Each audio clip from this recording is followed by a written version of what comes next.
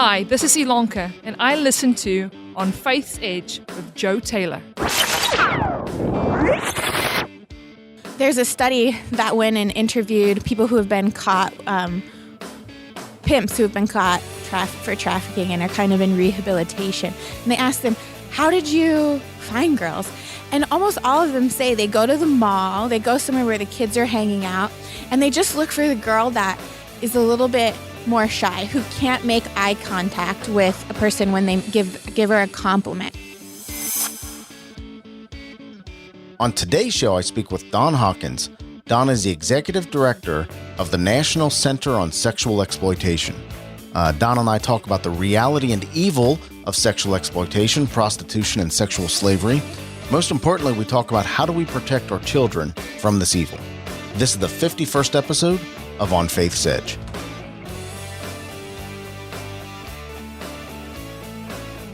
Hi, welcome to On Faith's Edge.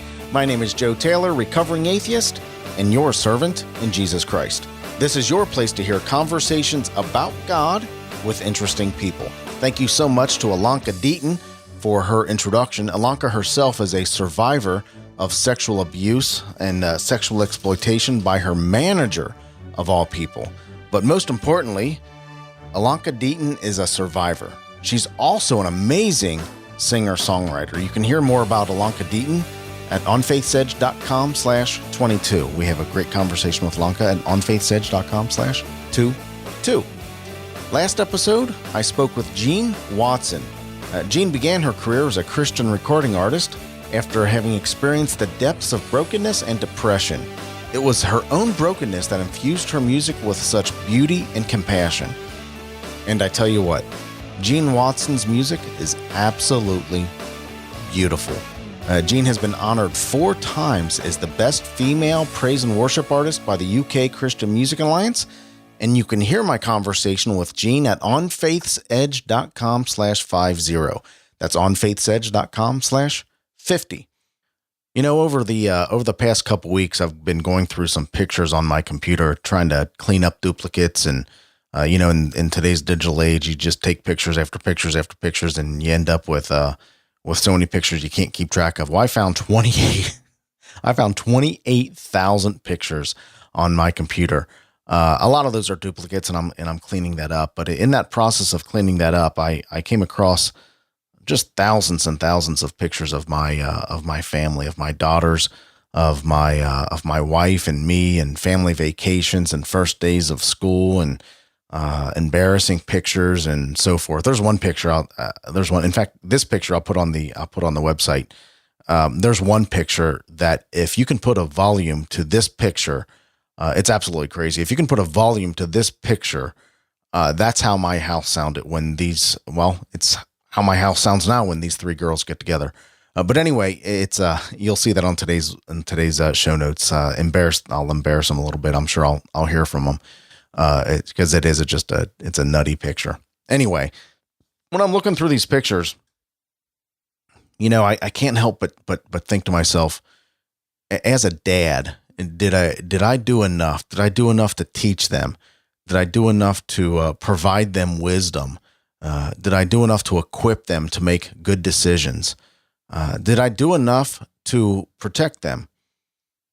And today's episode is really poignant for me because of this issue. And we're going to have a couple episodes coming up over the next couple months about this issue of sexual exploitation and sexual slavery. There's a movie coming out in the next several months called, I think it's called Caged. And we speak with the producer of that movie. And in fact, it's mentioned in today's interview with Don. But I just can't help but ask myself, did I do enough to protect them? Did I do enough to show them how to make wise decisions? And they've turned out to be some pretty awesome kids, to be honest with you. On today's show, I speak with Don Hawkins. Don is the director of the National Center on Sexual Exploitation. Don is a passionate defender of human rights who has dedicated her life to fighting against societal harms that threaten the dignity of others. Her energy, creativity, and mobilization skills have revived the anti-pornography movement. She's appeared on many national television programs, including Fox and Friends, CNN, and Good Morning America. Hello, Dawn. Welcome to the show. Hi, thank you for having us. Dawn's laughing now because just as I said, hello, Dawn, welcome to the show, I caught her in mid-yawn. So as I said in the introduction, Dawn, you are with the National Center on Sexual Exploitation. And this is a subject near and dear to my heart. I have 3 daughters. More and more you're reading in the newspaper and seeing on the news this subject of sexual exploitation, sexual slavery.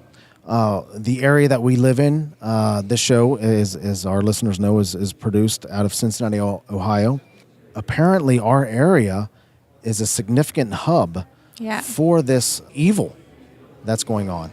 You're exactly right. Sadly, Ohio is one of the major hubs for sex trafficking in America. American girls and boys and women. And so we're here to help expose the links between all forms of sexual exploitation. We want people to see that these things are not happening in a vacuum. Trafficking is not happening just because. Sexual violence is not happening just because. Many of this is linked. And frankly, pornography is often driving much of this. It's driving the demand for increased trafficking. It's teaching men to use and abuse women, to treat them as objects.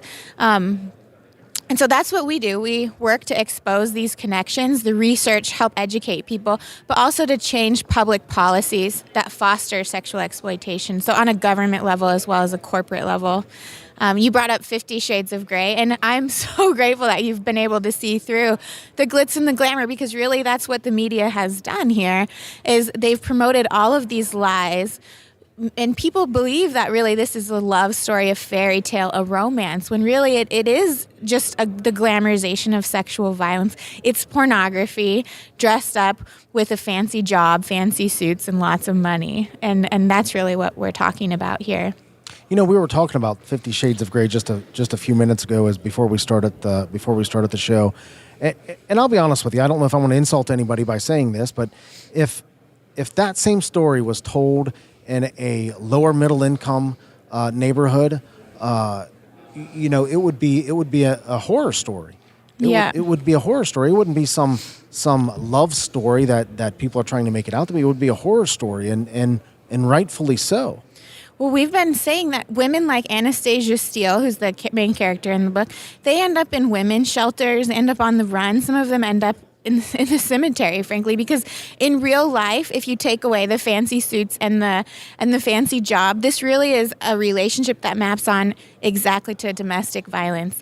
The main character in the book and in the movie uses humiliation, coercion, degradation, jealousy, possessiveness, intimidation, all of these things to groom this young girl who's very naive and inexperienced into his world of sexual domination, and really she's stuck there once she's there, and she can't find a way out.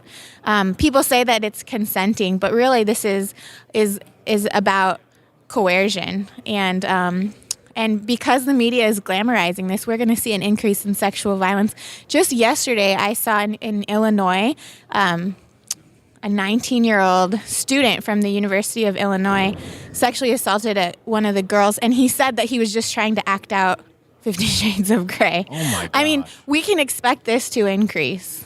Is it increasing? Is it indeed increasing? Or is it just more visible now because of access to media, social media, things like that? Or are we seeing, I'll just put it the way I feel, are we seeing this evil in this world exploding? Well, I wish that it was just that it's becoming more visible, but I think the reality is that we're seeing an increase in this. There is an explosion right now in sexual exploitation. Pornography now, young men have been getting this regular diet. Most men today have been exposed to hardcore pornography, and many have become hooked. But the content in pornography today is extremely violent. It's very different than it was in the 1960s, like Playboy used to be. That's not what you see anymore. It's very violent, very degrading, highly objectifying of women. And now we're seeing that play out in the rest of society as women are treated this way. In our colleges, sexual assaults on the rise. In our military, sexual assaults on the rise. In families, on the street, all of these things are continuing to explode because we've allowed pornography to kind of take over our culture and drive the message. And it's becoming more and more acceptable. You're right. Yeah. Even even in movies, PG-13 movies and movies that you think are safe to take your kids, you can't anymore. So, what are some of the statistics? What's going on out there? Well, sadly, today in America, they say that by age 11, every American child has been exposed to hardcore pornography. And what we found, I hate to say this, but this is part of my work, but it took me 10 minutes with a simple search on Google to find softcore pornography. I was immediately exposed to hardcore porn. And so that's what our kids are seeing. If they're curious and they want to know what a term means, they want to learn about sex, they're nervous to go to their parents, they go to Google, and what they're seeing is extremely violent, deviant material. And that really takes a toll on their development, on their social development, on the sexual templates that are forming, on their relationships, on their spiritual lives as well. We know that many people are struggling with sexual addictions, with pornography addictions, and 30% of those are women. So this isn't just a man's problem. We know that women are struggling a lot with this as well. So we will continue to see a burgeoning problems as we continue to, if we allow it to continue to take over our culture. How do these girls get involved in sexual exploitation, sexual slavery? How does it happen, and what takes place? Let's paint a real picture here, and let's not gloss over it. Well, I can talk about this for a long time. So, and this is a whole can of worms, but in short, let me just highlight what one really famous pornographer said. He said he doesn't have to look for girls anymore who he can get into porn because they're coming to the porn set porn ready. And it's because our culture, the media, is grooming young girls into accepting into thinking that this is what they should be. The supermodel, the model who's on the cover of Sports Illustrated, which just hit stands last week, I don't know if you guys have seen it, but she's pulling down her tiny bikini bottoms, and there's a focus on the genital area. It's highly pornographic. It's more pornographic than the covers of Playboy and Hustler this month. I mean, it's so bad. And these are at the checkout lines of our grocery stores. But when it was revealed to her that she was going to be on the cover, she said this is the best day of her life. And sadly, this is what so many young women think that they should aspire to be, that they are objects, and they should aspire to just use their sexuality to be successful in life.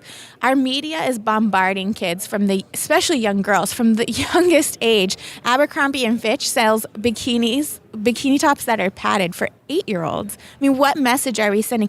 So then when these young girls who are trying to compete with these supermodels and with the messages in media, when they become teenagers and they're looking to belong and they're looking for self-esteem and self-confidence, predators are right there to target them, and they don't have to work that hard anymore because the girls have already been groomed for them, sadly. A lot of traffickers, there's a study that went and interviewed people who have been caught, pimps who have been caught for trafficking and are kind of in rehabilitation. And they asked them, how did you find girls? And almost all of them say they go to the mall, they go somewhere where the kids are hanging out, and they just look for the girl that is a little bit more shy, who can't make eye contact with a person when they give her a compliment, who feels, a little less self-esteem, and she kind of stands out in that way. And then they get her. And that's what the pornographers do. I have a handbook that one of our allies stole from a porn convention. And in the handbook, it teaches other budding pornographers who want to enter the industry, how do you get a woman to do this stuff? In that handbook, they even say you just got to go after a girl who has little self-esteem. And what we know, what the statistics show, are a lot of the girls who are involved in the sex industry. I have quotes around that because this is not really a legitimate industry.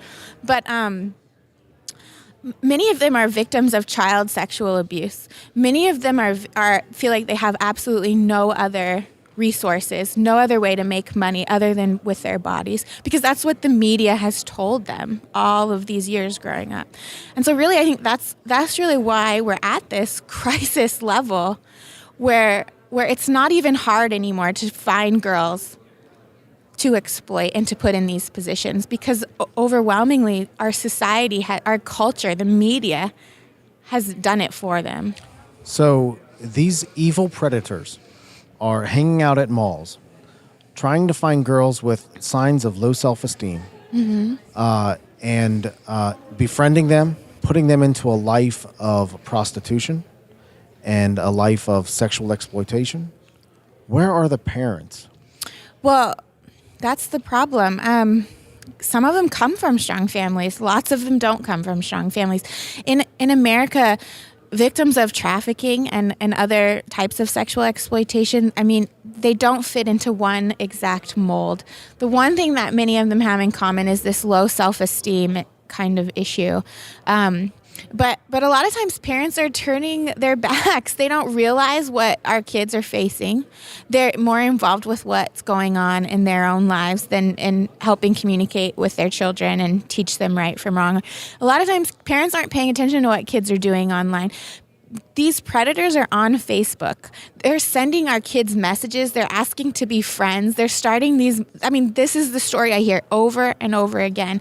And a lot of times parents aren't paying attention. They don't know who their kids are talking to online. They don't know who they're going out with on the weekends. And so that's a big part of the problem too. But also we know that 1 in 3 runaways ends up in prostitution by the age of 15. Oh my gosh. I mean, so these are runaway children whose parents, for whatever reason, aren't involved in their lives.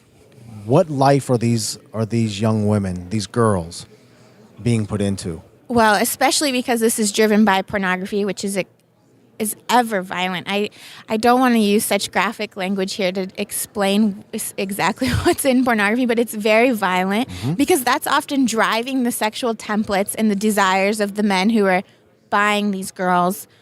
What they're going into is high abuse, extreme violence, and a lot of times they can't get out of it.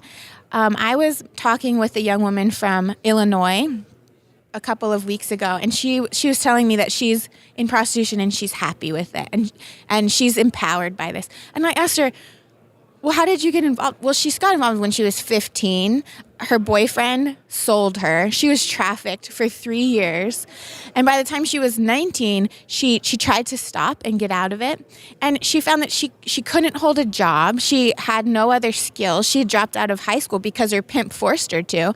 And now she's still doing prostitution, but she feels like it's empowering now because she's stuck in this rut and she can't get out of it. And that's really the life that many of them fall into, where they just feel like there's no other hope.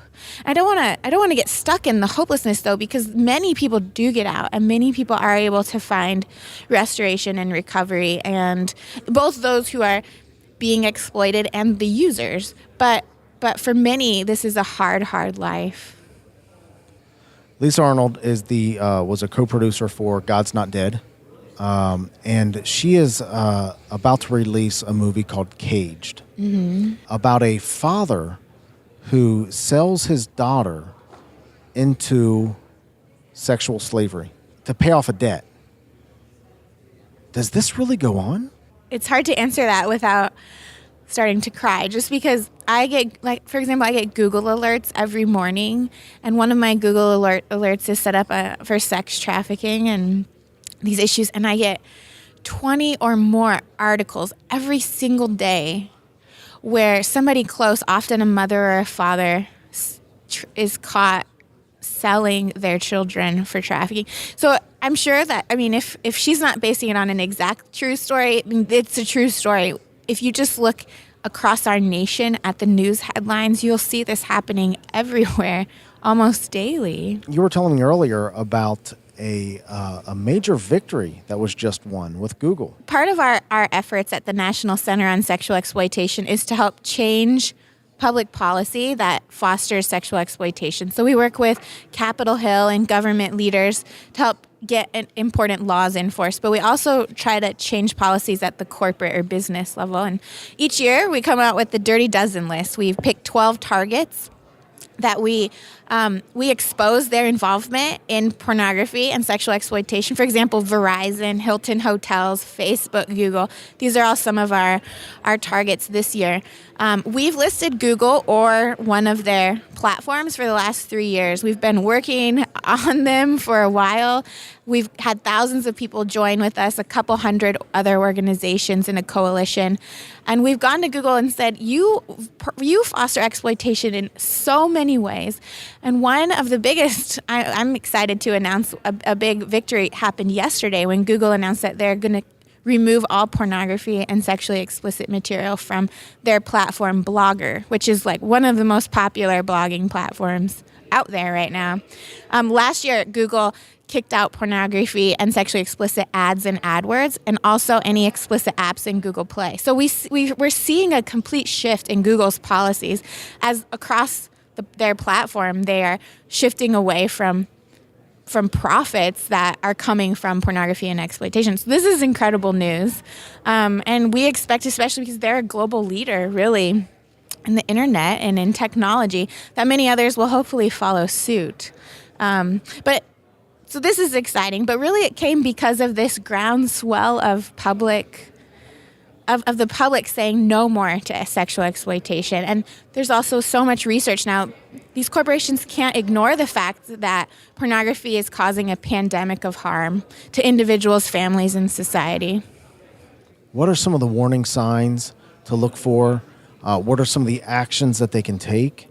Where do they go if they suspect that this is going on? Well, there's quite a few resources for them. If you go to our website and sexualexploitation.org, I have a list of a lot of different resources to help parents, as well as those who, if you feel like you're in a situation and you need help. There's a couple hotlines you can call and stuff like that. But really what to look out for: depression, kind of shifting away from everything that the kids care about, giving up on kind of life, quitting all of their hobbies, just not being interested in things. It's important to know who they're hanging out with and how they're spending their time, and know those people. And I think a lot of times if parents just take these couple of steps to know their children, what's going on, they can help prevent a lot of this type of abuse that happens. What simple steps? There's enough judgmentalism to go around and enough finger pointing for everybody. But the things that you just said, let's go over them again. Okay, so know who they're communicating with, who they're hanging out with, know who they're your talking friends, to, who your little girls, your friends, your daughter's friends are. Mm-hmm. Know what activities they're involved in and what activities they might be giving up. Know what they're doing, right? Just pay attention. And emotionally know how they're feeling. Are they struggling with depression? Are they unhappy? Are they more withdrawn? Those kinds of things. And those three things, you're saying, Don, can prevent the vast majority of sexual exploitation. Most definitely. And not just sexual exploitation. I mean, we're talking about bullying, all of these other things that young people today are faced with. I mean, just those simple steps can help prevent a lot of that. Now, I want to say, too, that this happens. I mean, we're dealing with incredibly clever and deceptive people. I would add in evil, who know exactly what to say and how to say it to get your kids hooked. So it is true that you could be a wonderful parent, amazingly engaged with their life, and this can still happen. But overwhelmingly, you can cut down on these things by keeping track of these three simple steps. Don, how did you get involved in this work? I just saw that I hated porn. I didn't realize how bad it was, honestly. I wanted to volunteer for a cause that was not really being addressed in America. And so I started volunteering. And as I've learned more about the research, about what happens to our brains, how pornography is fueling trafficking and sexual violence, I've just become more and more passionate about it and realized that we need to expose this so that other people can work to help stop this. Really, it's a public health crisis that we're at right now, and we can't continue to ignore it. And so I guess I learned a little bit, and now I'm stuck fighting this fight. There is evil in this world, and this is a manifestation of evil. And the work that you're doing, Dawn, is unbelievable. As a father to daughters, thank you. Thank you so much. How can we get in touch with you? And how can we find out more? Sure. Well, go to our website, endsexualexploitation.org. Our email's there, all our social media, all of our campaigns and projects. I want to just say we need help. We need people to speak up. If you're a little bit nervous, you don't have very much time, I've made it so easy for you to just send emails, sign petitions right from our website. It takes you 30 seconds. If you're able to do a little bit more, we have projects in your community that you can do. But we really need an army of supporters joining together and helping to expose this for what it is. Thank you, Dawn. Thanks for the opportunity. God bless. You know, a couple big wins for Dawn and her organization. Both Hyatt hotels and Hilton hotels have removed access to pornography. So congratulations to Dawn and the National Center on Sexual Exploitation for really making a difference. In fact, to quote, this is an article from the Christian Post at thechristianpost.com where they wrote about this. This was back in August that this actually happened with Hilton. Here's the quote. "We believe in offering our guests a high degree of choice and control during their stays with us, including Wi-Fi on personal devices. However, we have listened carefully to our customers and have determined that adult video on-demand entertainment is not in keeping with our company's vision and goals moving forward." Big win. Well, that'll wrap up today's show. You can find out more about Dawn and her organization at endsexualexploitation.com. Again, that's endsexualexploitation.com. And Dawn's contact information, including Facebook and Twitter links, will be found on today's show notes at onfaithsedge.com/51. Again, that's onfaithsedge.com/51. That'll wrap up today's show. Thank you to Dawn Hawkins for being with us today, and thank you for listening. You mean a lot to me, and you mean a lot to this show. God is real. He loves you, and so do I. God bless. Thank you for listening to On Faith's Edge. You can subscribe to the show via iTunes, Stitcher Internet Radio, or your favorite podcast app on Android, Apple, or Windows devices. To reach out to Joe or leave comments about the show, visit onfaithsedge.com. You're important to us, and we would love to hear from you.